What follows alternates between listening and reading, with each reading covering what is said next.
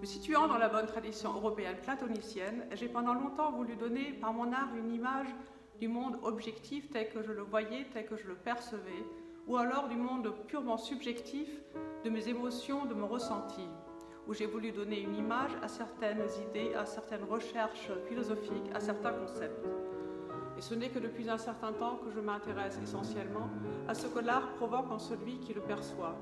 Car la vérité que transporte une œuvre d'art, qu'elle incarne, n'est ni la vérité objective que recherche la science, une vérité qui d'ailleurs laisserait toujours une place au doute, ni la vérité purement subjective de la vie intérieure d'une ou d'un artiste, mais c'est une expérience du corps et de l'esprit que l'artiste peut partager avec tous ceux qui ont envie de l'entreprendre avec lui. C'est donc cette expérience de la vérité que je veux faire vivre grâce à mes tableaux. Le titre de mon exposition actuelle est ainsi emprunté à un poème d'Arthur Rimbaud dans lequel le poète nous invite à l'accompagner dans une promenade solitaire et calme à travers la campagne et à partager la joie immense qu'il éprouve grâce à son immersion complète dans la nature.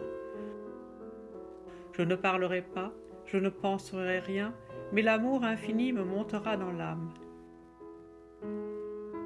C'est ainsi que déambule le poète ravi par un sentiment de plénitude totale. Pour inciter celle ou celui qui va à la rencontre de mes tableaux à vivre une aventure esthétique parallèle à celle du jeune poète, je procède, comme beaucoup d'artistes avant moi, par l'appât de la couleur. Celle-ci est vive, profonde, elle semble mystérieuse, car elle est faite de couches diverses, dont les plus profondes réapparaissent ici ou là, ou de traits entrelacés qui se côtoient, se jalonnent ou se recoupent par endroits. La couleur elle-même n'est pas répartie sur tout le tableau. Elle s'insère dans une forme ovale qui semble flotter sur une surface infinie, une surface d'un blanc un peu cassé qui se fond dans le mur derrière lui ou du beige cru de la toile non apprêtée. À cela s'ajoute une chose essentielle, c'est que dans chaque ovale coloré s'articulent des fenêtres qui sont refermées par un voile transparent. La forme de ces ouvertures est carrée, car le carré est une forme géométrique infiniment parfaite, comme l'a déjà fait sentir Malevich. Ce sont là des moments de silence dans la composition des couleurs.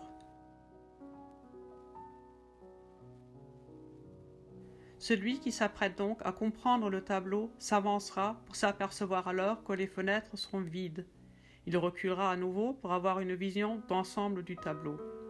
Un espace coloré qui pourrait s'étendre à l'infini s'il n'était bordé et limité par un autre espace quasiment infini, limité lui seulement par le bord de la toile.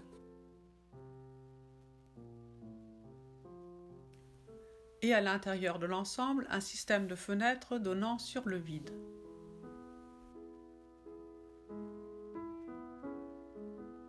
Notre promeneur esthétique idéal ne sera donc en face que de 3 fois rien. Mais il sera déjà immergé dans cette expérience dans laquelle il s'oubliera en tant que sujet voulant avoir une connaissance et où il se retrouvera en tant que personne vivant pleinement avec une attention accrue dans la fusion absolue avec ceux qui l'entourent. Il ne sera donc plus dans le mode de l'avoir, mais il sera alors dans le mode de la présence et de l'être. C'est bien de cela que parle Arthur Rimbaud dans son poème. C'est aussi cela la joie et la paix que nous procure la découverte de toute œuvre d'art. L'art, comme la philosophie, n'est pas là pour répondre aux questions métaphysiques qui nous tracassent, et c'est bien pour cela que les fenêtres restent vides. Que puis-je savoir? D'où venons-nous? Que devons-nous faire? Il n'y a pas de réponse à ces questions. Mais l'art est là pour soigner celui qui en souffre. Quand nous sommes dans la présence totale de la découverte d'une œuvre d'art, le malaise métaphysique disparaît. Gauguin l'avait bien compris en inscrivant des questions de ce genre sur le haut de son fameux tableau mystérieux. Ce ne sont pas les symboles magiques ou les divinités représentées sur le tableau qui vont y donner une réponse, mais les questions elles-mêmes s'évanouissent et disparaissent dans la poésie et le bonheur procurés par la découverte de la beauté du tableau. Et la découverte du tableau peut nous réserver bien des surprises, comme quand nous allons voir sa face habituellement cachée, sa face de derrière, et que nous y découvrons un jeu de lumière et d'ombre et de reflets, lumineux et beau, joyeux, comme l'incarnation de l'espoir et de la joie de vivre.